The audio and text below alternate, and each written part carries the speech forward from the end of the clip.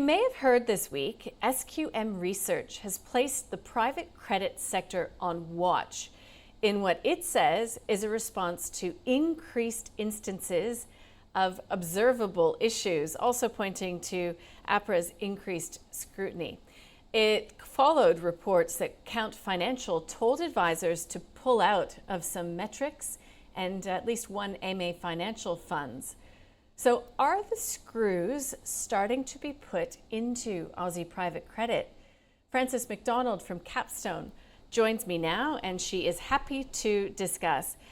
Frances, when you consider some of those headlines this week, I mean, they're not very positive when it comes to what's happening in the private credit space, are they?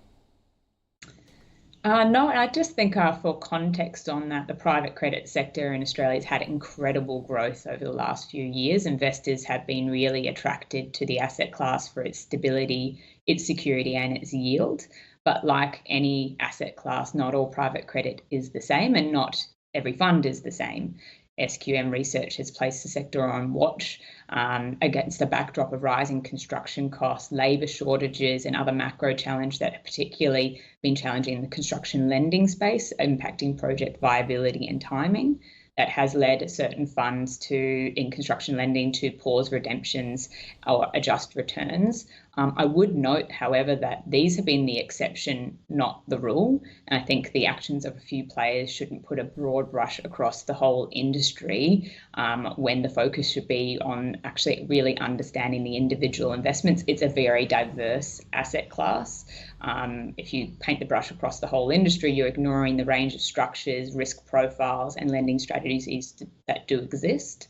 And when we see, Count Financial's advice to pull out of some of the metrics funds and MA Financial, I would echo the statements from Andrew Lockhart of Metrics that it's really disappointing to see that advice given without a clear cause or without evidence of specific due diligence when you're calling out particular funds that have had very strong risk-adjusted returns. I think overall my takeaway on it is, as always, focus on doing your homework, understand what you're investing in, look at the underlying assets so that you can make sure that whatever you're investing in fits your risk to return profile. So I guess ASIC and the regulators, taking a closer look at private credit, I mean, do you think that has spurred some of this caution around private credit? And, is it like it's warranted, right? Yeah, and ASIC's focus, so they've launched a review into private markets. Private markets have been growing both in Australia and globally. There's a structural shift from public to private markets. And ASIC has expressed some concerns around that growth. As with any asset class that grows, you want to make sure that the right safeguards are in place, that it's sustainable.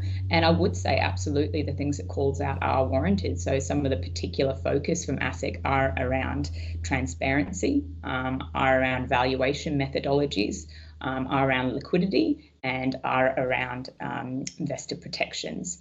And I would note that any well-managed private credit fund would be already establishing strong governance, risk mitigation protocols, and disclosure and reporting around those risks. Okay. Do you see anything that will slow the growth of private markets? Do you think that some of these yellow flags, let's call them, being flagged by SQM and Count Financial and the ASIC and the like, will slow the growth? Well, I'd also note that ASIC have said that they are not intending to curtail the growth of private credit. That is not their intent behind their review. And certainly what commentators are saying about the growth of private markets and private credit is that it's structural, not cyclical, and it is here to stay.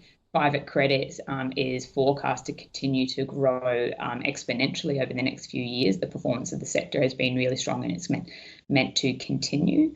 I think the watch elements from my point of view with ASIC's review is that any new regulation needs to be very cautious and considered, because the last thing we would want to do is implement overly excessive regulation that may increase the cost to serve, may decrease investor choice, and that would be a disservice to private markets, because the private markets, a key distinction to public markets is that private markets are typically only accessed by sophisticated investors who can assess and inform themselves about the investment that they are making, and therefore have a greater range of investor choice and higher yields, whereas retail investors are much more heavily regulated and can only access certain opportunities through a regulated advisor. So I think with any changes that may come in regulation, it needs to have that distinction really at the forefront, because certainly if there was some overzealous regulation, that would implement cost into the industry, and that would have an impact. You sort of were alluding to construction loans and those private market opportunities that give retail investors exposure to a very troubled part of the economy. So is that just what you would advise or tell or inform, I guess, potential investors that that's one area to steer clear of? I wouldn't use the word steer clear on. I think my biggest advice to investors would be to understand what you're investing in. Understand the underlying projects and make sure it matches your risk to return profile. There are some great construction lending funds out there, just as there are many great developers, and that's a really crucial part of our economy.